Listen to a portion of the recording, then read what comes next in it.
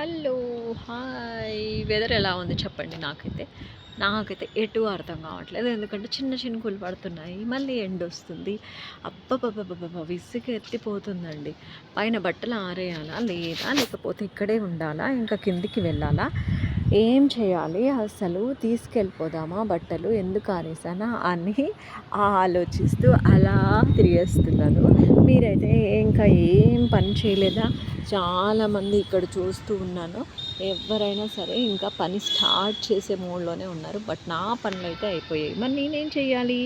ఇక్కడే ఉండనా? కిందికి వెళ్ళనా? అనే ఆలోచనతో సతమతమవుతూ అలా తిరిగేస్తూ ఈ వెదర్‌నైతే ఎంజాయ్ చేస్తున్నాను.